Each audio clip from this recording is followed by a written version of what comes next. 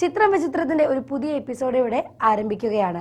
സൂര്യ കോമഡിയുടെ എല്ലാ പ്രിയപ്പെട്ട പ്രേക്ഷകർക്കും സ്വാഗതം. മലയാളികളെ ഒരുപാട് ചിരിപ്പിക്കുകയും ഒരുപാട് അത്ഭുതപ്പെടുത്തുകയും ചെയ്ത ധാരാളം പ്രതിഭകളെ കുറിച്ച് ചർച്ച ചെയ്യുന്ന പരിപാടിയാണ് നമ്മുടേതെന്ന് നിങ്ങൾക്കറിയാമല്ലോ. ഈ എപ്പിസോഡിൽ നമ്മൾ സംസാരിക്കുവാൻ പോകുന്നത് മലയാള സിനിമയിലെ മുൻനിര ഹാസ്യ നടന്മാരിൽ ഒരാളായ പ്രതിഭയെക്കുറിച്ചാണ്.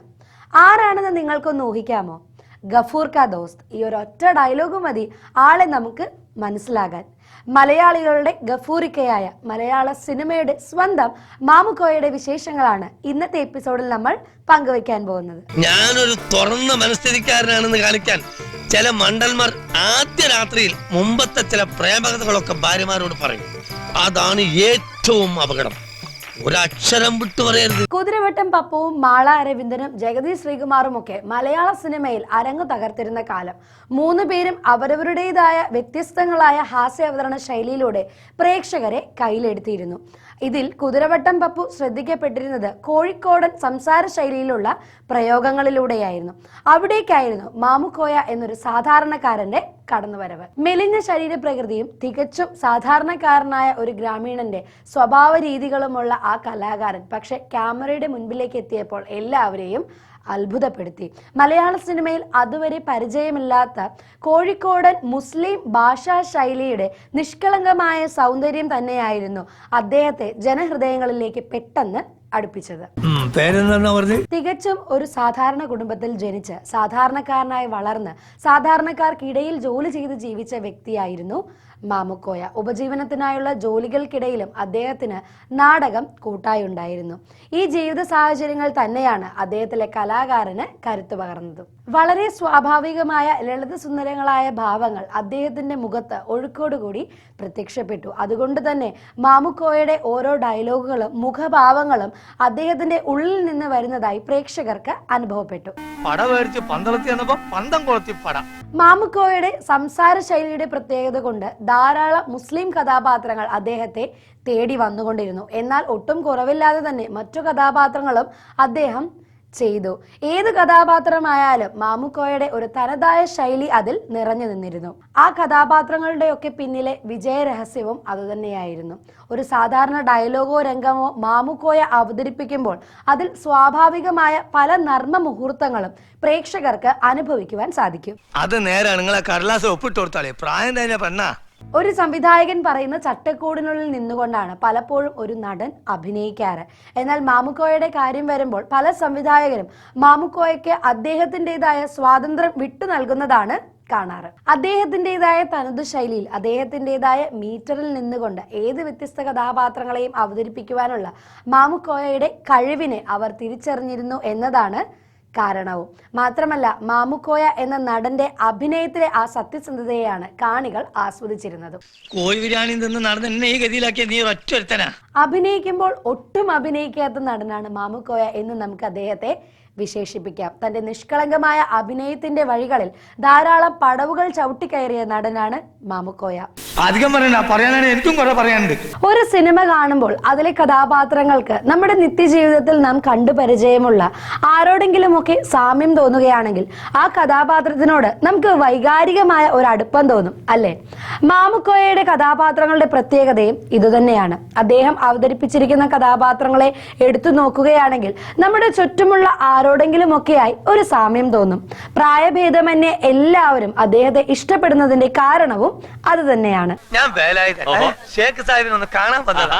എന്തെങ്കിലും ഒരു ജോലി തരണം, എന്നെ കൈവിടരുത്. ഒരു ഗതിയും പരഗതി ഇല്ലാത്ത ഒരു പരമ ദരിദ്രവാസിയാണ് ഞാൻ. വളരെ ശക്തമായ ജീവിത അനുഭവവും വ്യക്തമായ നിരീക്ഷണ ബോധവുമുള്ള ഒരാൾക്ക് മാത്രമേ ക്യാമറയുടെ മുൻപിൽ നൈസർഗികമായി അഭിനയിച്ച് ഫലിപ്പിക്കുവാൻ സാധിക്കുകയുള്ളൂ.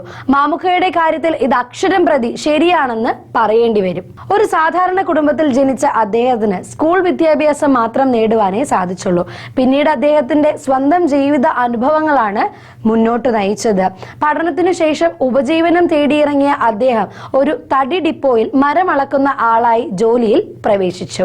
തികച്ചും സാധാരണ ആളുകളുമായി ഇടപെട്ടുകൊണ്ടുള്ള ഒരു സാധാരണ ജീവിതമായിരുന്നു മാമുക്കോയുടേത്.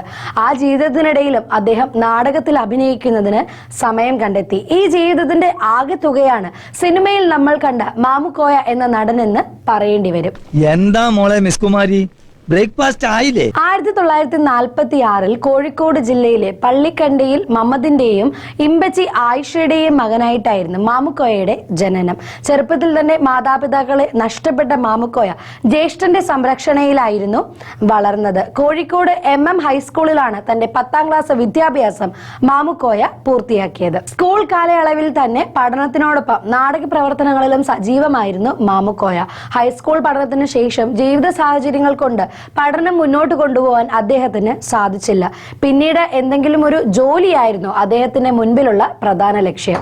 എനിക്ക് തന്നെ ഡ്രൈവിംഗ് അറിയില്ല, എന്നിട്ടാണ് നാട്ടുകാർക്ക് ഡ്രൈവിംഗ്. പഠനം നിർത്തി ജോലി അന്വേഷിച്ചിറങ്ങിയ മാമുക്കോയയ്ക്ക് കോഴിക്കോട് ജില്ലയിലെ തന്നെ കല്ലായിയിൽ ഒരു തടി ഡിപ്പോയിൽ മരം അളക്കുന്ന ജോലി കിട്ടി. മരത്തിന് നമ്പർ ഇടുക, ക്വാളിറ്റി നിശ്ചയിക്കുക, അളവെടുക്കുക തുടങ്ങിയവയായിരുന്നു അവിടെ അദ്ദേഹത്തിന്റെ ജോലി. താമസിയാതെ തന്നെ അദ്ദേഹം ആ ജോലിയിൽ വിദഗ്ധനായി മാറുകയും ചെയ്തു. ഇതിനിടയിലും തന്റെ നാടകപ്രേമം അദ്ദേഹത്തെ വിട്ടുപോയിരുന്നില്ല. കല്ലായിലെ മരമളക്കലും നാടക പ്രവർത്തനങ്ങളും എല്ലാം അദ്ദേഹം ഒരുമിച്ച് മുന്നോട്ട് കൊണ്ടുപോയി. കോഴിക്കോട്ടും സമീപ പ്രദേശങ്ങളുമുള്ള നിരവധി നാടക സിനിമാ പ്രവർത്തകരുമായി അദ്ദേഹം സൗഹൃദത്തിലാവുകയും ചെയ്തു. അവിടെ തന്നെ വെച്ചോളാം, ഞാൻ പല പ്രാവശ്യം പറയണു. തടി ഡിപ്പോയുടെ ജോലിക്കിടയിൽ ഉണ്ടാക്കിയ നാടക സൗഹൃദങ്ങളാണ് മാമുക്കോയെ സിനിമാ ലോകത്തേക്ക് എത്തിച്ചതെന്ന് പറയാം. തന്റെ അന്നത്തെ നാടക സുഹൃത്തുക്കൾ എല്ലാവരും കൂടി ചേർന്ന് ഒരു നാടകം സിനിമയാക്കി മാറ്റുവാൻ തീരുമാനിക്കുന്നു. കൂട്ടുകാരുടെ ആ ആഗ്രഹം തന്റെ ജീവിതത്തിൽ ഒരു വഴിത്തിരിവ് ഉണ്ടാക്കുവാൻ പോകുന്നതാണെന്ന് മാമുക്കോയ പോലും ഒട്ടും പ്രതീക്ഷിച്ചിരുന്നില്ല.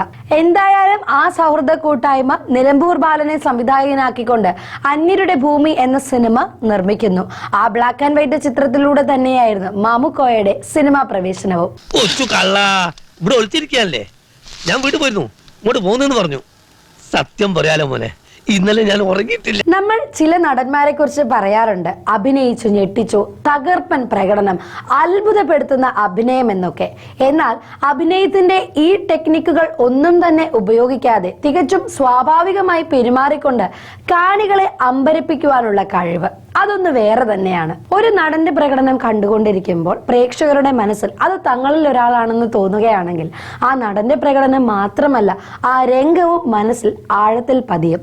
അത്തരത്തിൽ ലളിതമായ അഭിനയത്തിലൂടെ പ്രേക്ഷകരെ അമ്പരപ്പിക്കുന്നതിൽ അതിവിദഗ്ധനാണ് മാമുക്കോയ. നിങ്ങളുടെ ഉള്ളിൽ വേദനിക്കുന്ന ഒരു ഹസ്ബൻഡ് ഉണ്ടെന്ന് ഞാൻ അറിഞ്ഞിരുന്നില്ല മിസ്റ്റർ നായർ. ഒരു കാലത്ത് നാടക നടനായിട്ടാണ് മാമുക്കോയ കലാരംഗത്തേക്ക് കടന്നു വന്നത്. KT Muhammad, Vasu Pradeep, B Muhammad, AK Puthiyangadi എന്നിവരുടെ നാടകങ്ങളിലൂടെ ശ്രദ്ധേയമായ കഥാപാത്രങ്ങൾ അവതരിപ്പിച്ചു. 1979 നിലമ്പൂർ ബാലൻ സംവിധാനം ചെയ്ത അന്യരുടെ ഭൂമി എന്ന ചിത്രത്തിലൂടെയാണ് ചലച്ചിത്ര മേഖലയിലേക്ക് കടന്നു വന്നത്. ആ ചിത്രത്തിന് ശേഷം 2 വർഷങ്ങൾക്കപ്പുറം 1982 മാമുക്കോയയ്ക്ക് മറ്റൊരു ചിത്രത്തിൽ അവസരം ലഭിക്കുന്നത്. S കൊന്നനാട്ടിന്റെ സംവിധാനത്തിൽ ഒരുങ്ങിയ സുറുമയിട്ട കണ്ണുകൾ എന്ന സിനിമയായിരുന്നു അത്. ഈ സിനിമയിലേക്ക് മാമുക്കോയെ ശുപാർശ ചെയ്തത് വൈക്കം മുഹമ്മദ് ബഷീർ ആയിരുന്നു എന്നത് മറ്റൊരു പ്രത്യേകത. അല്ലാതെ ഒരു BJP-ക്കാരും CPM-കാരും തമ്മിൽ കണ്ടുമുട്ടിയതുപോലെ ആവരുത്. 1986 സിബി മലയിലിന്റെ സംവിധാനത്തിൽ പുറത്തിറങ്ങിയ ദൂരെ ദൂരെ ഒരു കൂടുകൂട്ടാം എന്ന ചിത്രത്തിലാണ് ഒരു കൊമേഡിയൻ എന്ന രീതിയിൽ മാമുക്കോയ ശ്രദ്ധിക്കപ്പെടുന്നത്. ആ ചിത്രത്തിൽ മാമുക്കോയയ്ക്ക് അധികം രംഗങ്ങളൊന്നും ഉണ്ടായിരുന്നില്ല. എന്നാൽ മാമുക്കോയയുടെ അതിഗംഭീരമായ പ്രകടനങ്ങൾ തിരിച്ചറിഞ്ഞ സംവിധായകൻ ചിത്രത്തിലേക്ക് കൂടുതൽ രംഗങ്ങൾ കൂട്ടിച്ചേർക്കുകയായിരുന്നു. ഈ സിനിമ ഇറങ്ങിയതിനു ശേഷമാണ് താൻ തടി ഡിപ്പോയിലെ ജോലിയും നാടകാഭിനയവും നിർത്തിയതെന്ന് മാമുക്കോയ തന്നെ പറഞ്ഞിട്ടുണ്ട്. കാരണം ആ സിനിമയിലെ പ്രകടനം വഴി അദ്ദേഹത്തെ തേടി കൂടുതൽ അവസരങ്ങൾ വന്നുകൊണ്ടിരുന്നു. എന്താ ചെയ്യാ, ഇനി ഇത് നടക്കാൻ പുഴ വരെ പോണം, കിണറ്റിലാണ് കപ്പിയും കയറുമില്ല. ശ്രീനിവാസൻ, സത്യനന്ദിക്കാട് ടീമിനോടൊപ്പമുള്ള സൗഹൃദമാണ് മാമുക്കോയയുടെ സിനിമാ ജീവിതത്തിലുണ്ടായ മറ്റൊരു വഴിത്തിരിവ്. പതിറ്റാണ്ടുകൾ നീണ്ടുനിന്ന ഒരു വിജയ കൂട്ടുകെട്ടായി മാറി ഇത്. പിന്നീട് അങ്ങോട്ട് സത്യനന്ദിക്കാട് ചിത്രങ്ങളിൽ ഒരു സ്ഥിര സാന്നിധ്യമായി മാമുക്കോയ മാറി. ഈ ചിത്രങ്ങളിലെല്ലാം തന്നെ അദ്ദേഹം അവതരിപ്പിച്ച കഥാപാത്രങ്ങൾ മലയാളികൾ ആഘോഷിക്കത്തക്കവണ്ണം ശ്രദ്ധേയമായിരുന്നു. നിങ്ങൾ എന്താ മനസ്സിലാക്കിയായി?